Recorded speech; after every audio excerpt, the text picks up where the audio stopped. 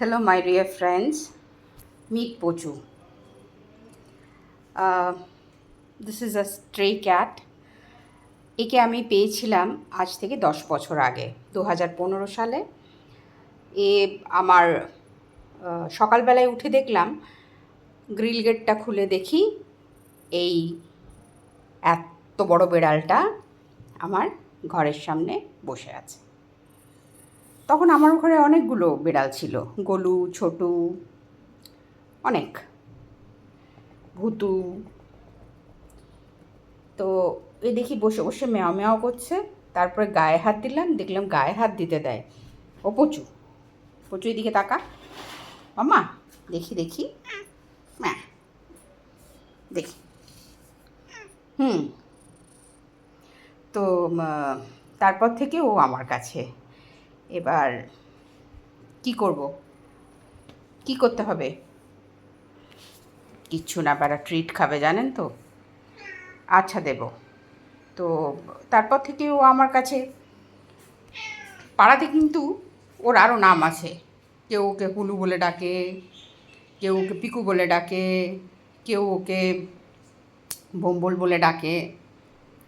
তো যাই হোক, তারপর থেকে ও আমার ঘরে এদিক ওদিক ঘুরে বেড়ায় আর আমার কাছে আসে, খেতে আসে, ঘুম পেলে ঘুমোতে আসে।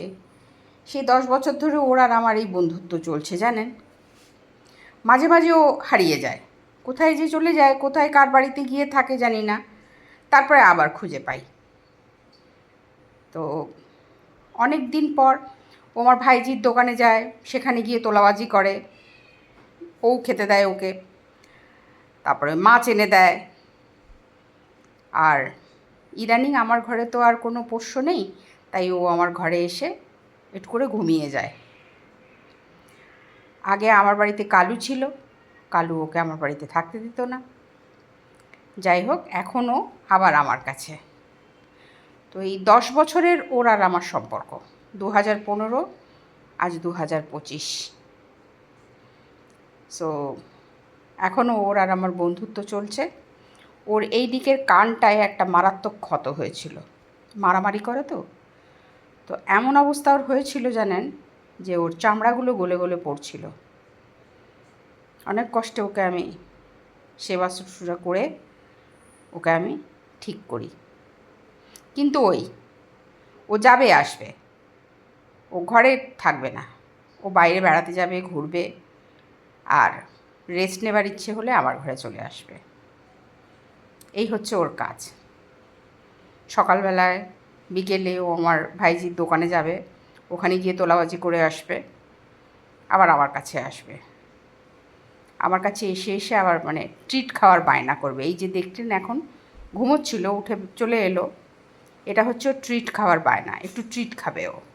পচু মামা, কি করবে? ট্রিট খাবে? পচু ট্রিট খাবে? Very nice cat. মনে হয় হিটে ও কারুর বাড়িতে থাকতো, সেখান থেকে ও ছিটকে গেছে। তো ছিটকে গেছে তো গেছে, আমাদের এই পাড়াতেই ও রয়ে গেছে। খুব ভালো বিড়ালটা জানেন। এই হচ্ছে আমার প্রচুর আমার কাছে আসার গল্প, এখনও আছে। Thank you.